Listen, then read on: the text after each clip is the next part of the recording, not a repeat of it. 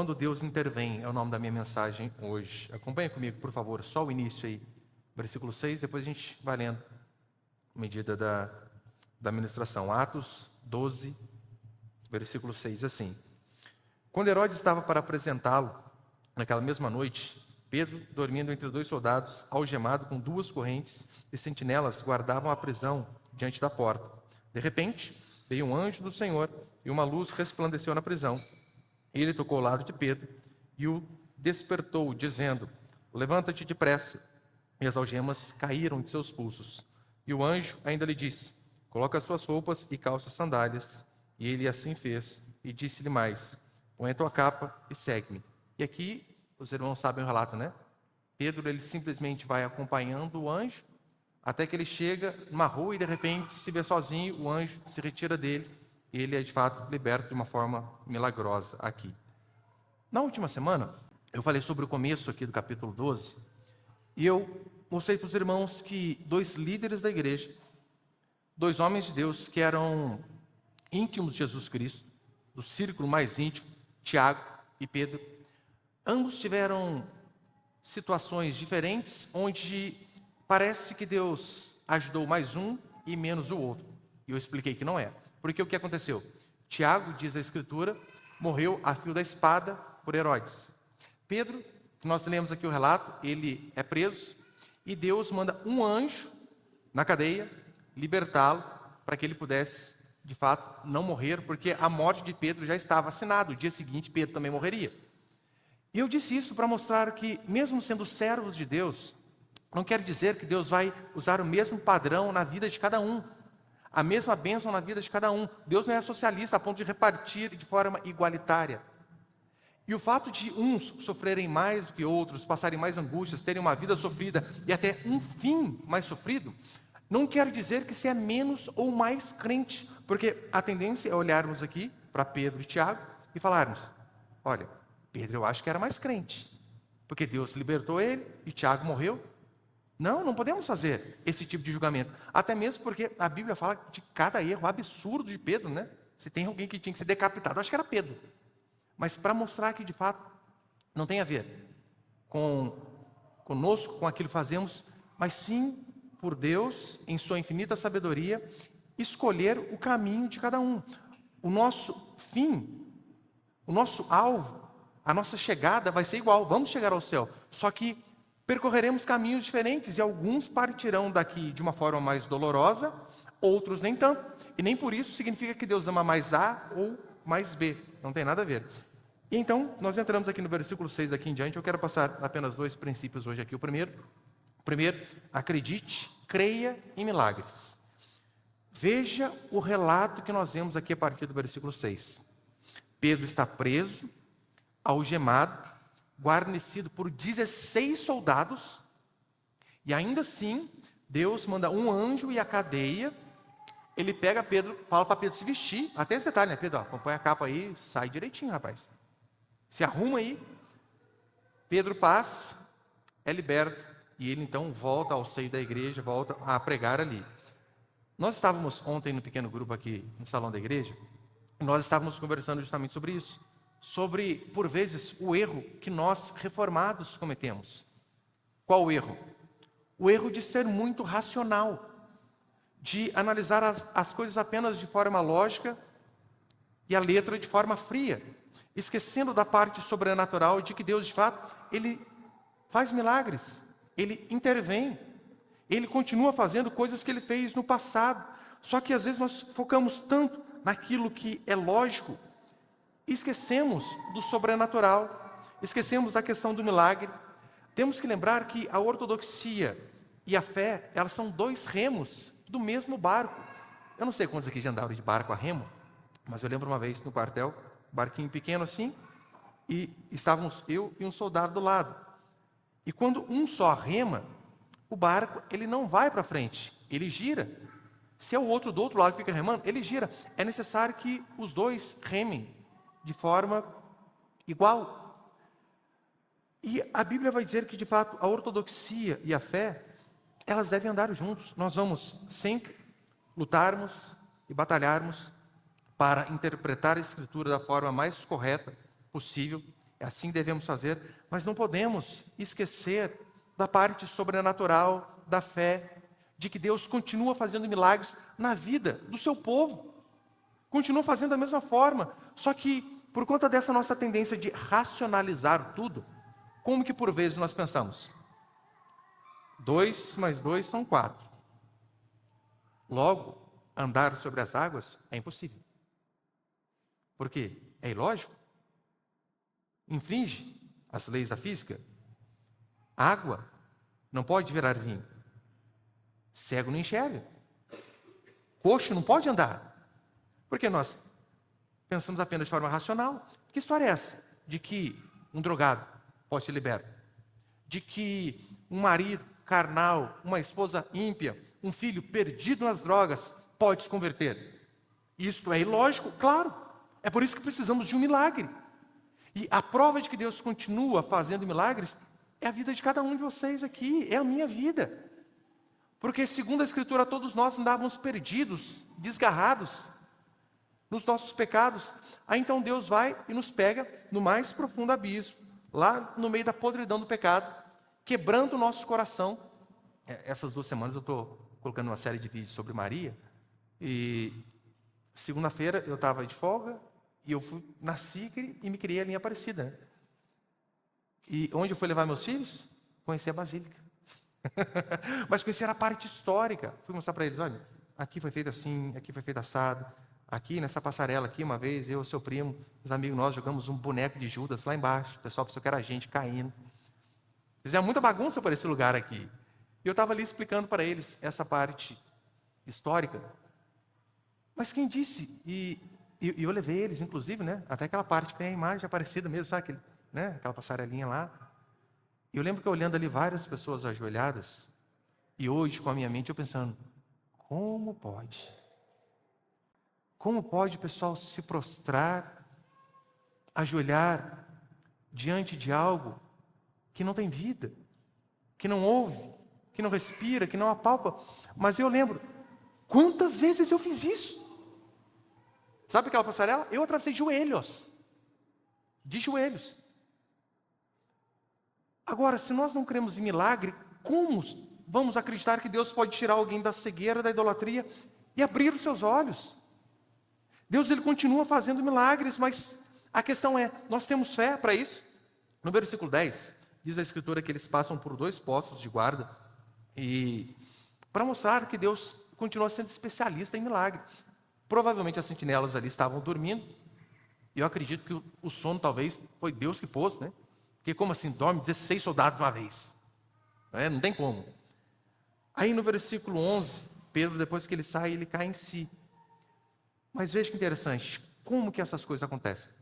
Porque lá no versículo 5, vai dizer a Escritura que a igreja fazia a oração incessante por Pedro. Olhem a importância de algo básico na fé cristã: orar. Tem uma frase que é mais ou menos assim, né? Desfruto hoje das coisas que eu orei no passado, alguma coisa nesse sentido. Orar é fundamental. Se você não ora para as coisas que são importantes para você, você está falhando em algo básico. Deus ouve a oração da igreja. Pedro, ele estava com a sentença de morte lavrada, assinada. E um dia antes de sua morte, olha que interessante, Pedro, ele ia morrer no dia seguinte. Mas diz a Escritura que ele estava preso, e um dia antes da sua morte, ele estava dormindo. Temos aí pelo menos 2 possibilidades. Ou Pedro estava cansado para arrebentar, né?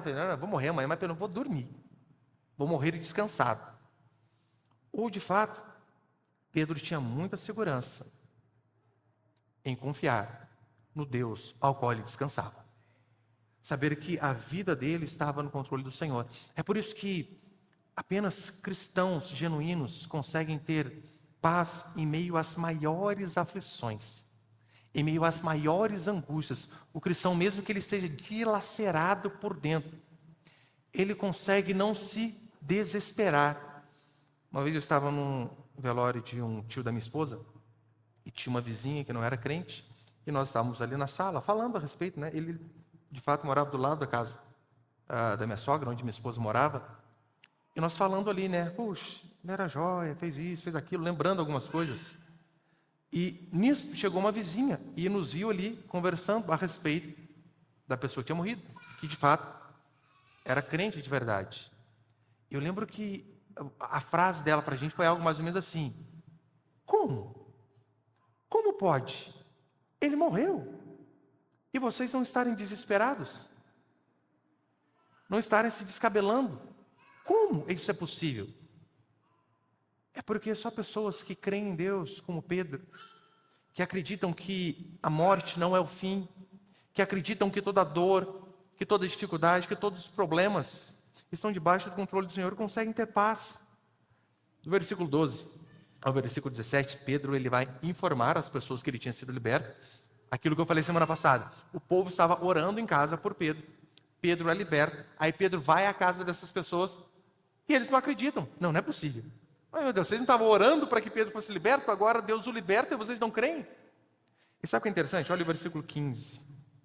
Atos 12, 15. Eles disseram, versículo 14, vai começar a entender.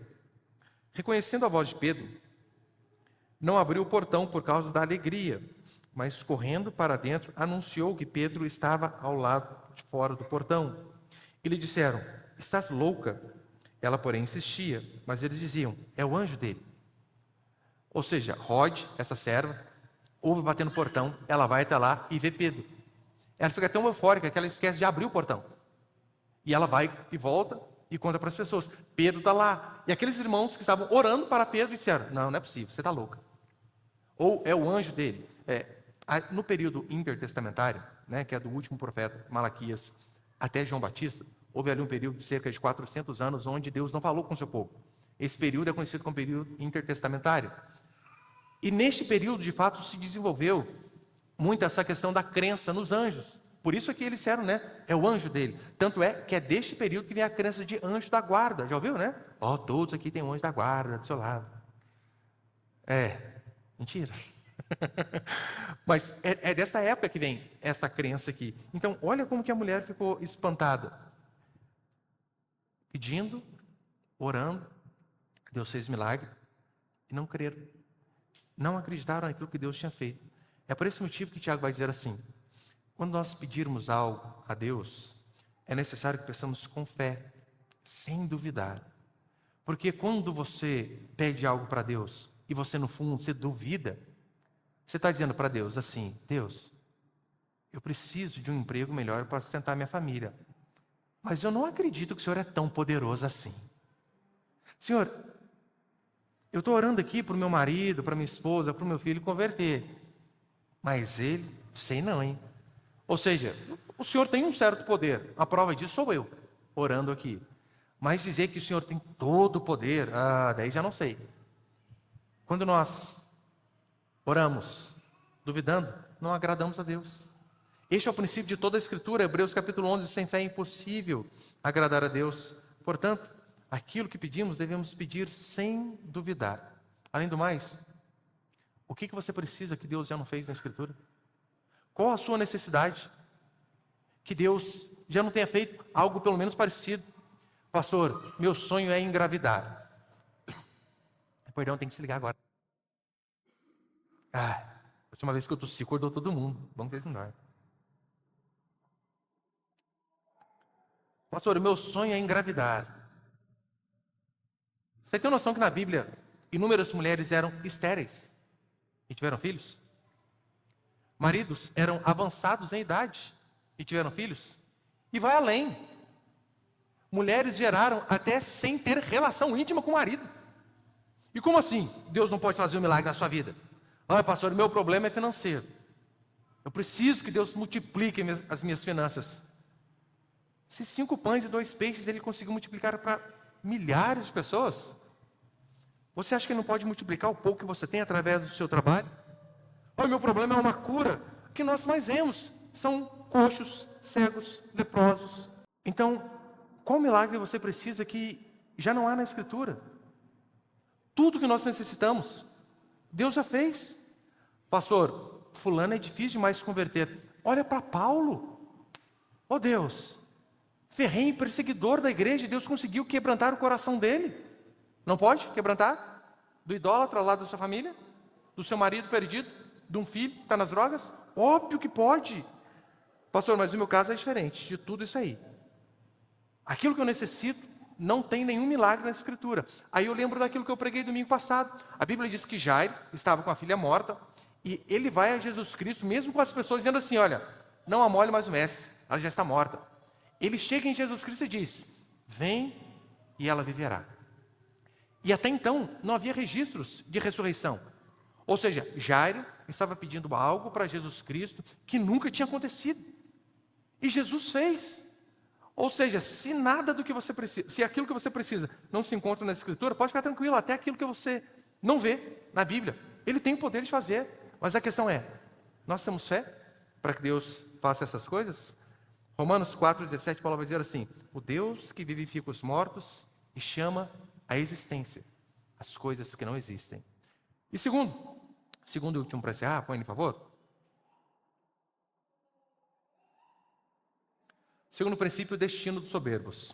Versículo 18 e 19. Vai dizer assim, logo que amanheceu, houve grande tumulto entre os soldados sobre o que teria acontecido a Pedro. Eles procuraram, mas não o encontraram. Então Herodes interrogou as sentinelas e mandou que fossem executadas. E descendo da Judéia para Cesareia, Herodes ficou ali durante algum tempo. Só que rapidinho, olha para cá, por favor. Veja, essas sentinelas aqui, elas pagaram muito caro pela displicência no trabalho.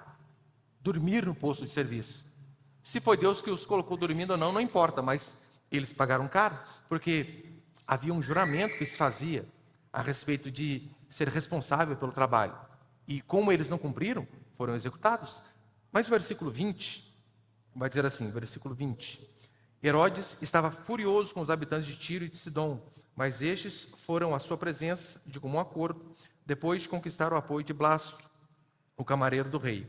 Eles pediram paz, porque a sua terra dependia do país do rei para abastecer-se. Verso 21. No dia designado, Herodes, vestido de trajes reais, sentou-se no trono e passou a dirigir-lhes a palavra. E o povo exclamava, é voz de um Deus e não de um homem. No mesmo instante, o anjo do Senhor feriu, porque não deu glória a Deus, e comido por vermes, morreu. Veja que sério. Herodes vai dar um discurso ao povo, vestido com seus trajes reais.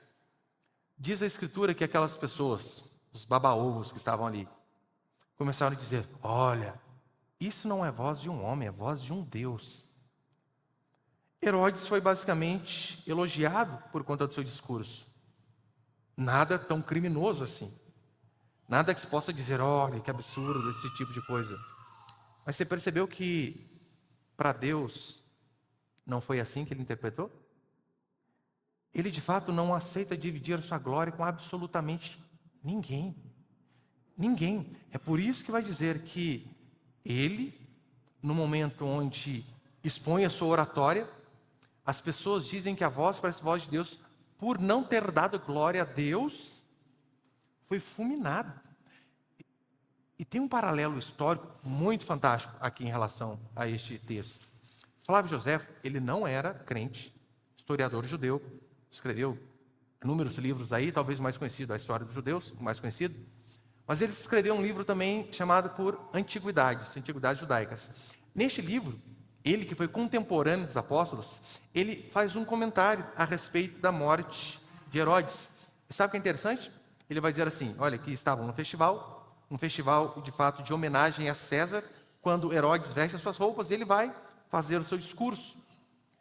No meio do discurso, Flávio José, que não é crente, diz, ele começou a sentir tantas dores no estômago, dores tão violentas, que o povo teve que tirá-lo às pressas, levá-lo para o palácio, mas não deu outro. Depois de 5 dias, ele morreu devido a tantas dores estomacais e vermes começaram a sair de sua barriga. Aqui nós vemos testemunho de alguém que até não cria em Jesus Cristo, mas ele diz exatamente aquilo que a Bíblia relata. Eu e você, nós não precisamos da história, nem mesmo da arqueologia, para acreditar na Escritura. A Escritura, por si só, se completa. Mas você percebeu que, constantemente, Nós vemos tanto a história como a arqueologia andando ao lado daquilo que de fato a Escritura diz, e o fim de Herodes de fato foi terrível. E o que nós aprendemos aqui, já estou encerrando? O que nós aprendemos com Herodes? Jamais, jamais ache que você é alguma coisa em si mesmo. Que você é autossuficiente, que você não precisa de Deus. A soberba, de fato, ela é tratada constantemente com dureza pela Escritura. Provérbios, capítulo 16, versículo 18, um versículo muito conhecido, vai dizer assim: a soberba precede a ruína e a altivez de espírito a queda. Soberbos sempre se dão mal. Arrogantes, pessoas que acham que podem fazer tudo, sempre se dão mal. Pessoas que acham que são melhores do que os outros, como diz Provérbios 27 também. Não sejam os teus próprios lábios que te elogiem, mas outros. Conhece pessoas que vivem falando bem de si mesmo? Porque eu sou fantástico, eu faço isso, eu faço aquilo. Ou quando fala bem de si, fala bem dos filhos. Pai é uma maravilha, né? Mãe é uma maravilha. Filho é sempre o melhor, é o mais bonito. Eu falo isso porque eu era o mais bonito, segundo a visão da minha mãe. Tadinha, usava óculos. Mas você percebeu como pessoas são extremamente arrogantes, achando que podem fazer tudo. Não se ache, meu querido irmão e irmã, a última bolacha do pacote. Não pense que você consegue fazer tudo na força do seu braço. Não pense que, olha, hoje, ainda mais hoje, né, na época dos coaches, as pessoas acreditam e dizem o tempo todo: desde que você se dedique, acorde às 4h59, tome banho frio, faça isso, aquilo, você vai conseguir tudo. Não vai. Isso é desculpa para que nós não sejamos dedicados? Óbvio que não. Devemos ser, por conta da Escritura. Mas os arrogantes, via de regra, terminam como Nabucodonosor. Sabe como? Pastando. Literalmente pastando. E aqui, para encerrar, o versículo 24 e 25 vai dizer assim: contudo, a palavra de Deus crescia e se multiplicava. E havendo concluído sua missão, Barnabé e Saulo voltaram a Jerusalém, levando consigo João, também chamado Marcos. Contudo, a palavra de Deus crescia. Contudo, entretanto, você percebeu que mesmo Tiago sendo morto, mesmo Pedro sendo preso, mesmo a igreja sendo ferozmente perseguida, a palavra de Deus continuava crescendo, crescendo e crescendo. Mesmo através do sofrimento de muitos daqueles cristãos, irmãos, irmãs, para mostrar para mim e para você, irmãos, que de fato, nada, absolutamente nada pode parar a obra de Deus. É por esse motivo que Tertuliano, lá atrás, ao ver inúmeros cristãos sendo mortos, dizia: o sangue dos mártires é a semente da igreja. Quanto mais matam os crentes, mais a igreja cresce. E a prova que de fato isso é verdade, somos nós. Estes homens que não negaram a fé devido a essa fé deles. E Deus ter sustentado a sua igreja mesmo nos momentos mais difíceis. Nós estamos aqui. Ou seja, nada pode parar a obra de Deus. Nada pode parar a igreja. Ainda que sejamos perseguidos, decapitados, mortos, presos, a obra de Deus jamais para. Amém, meus irmãos?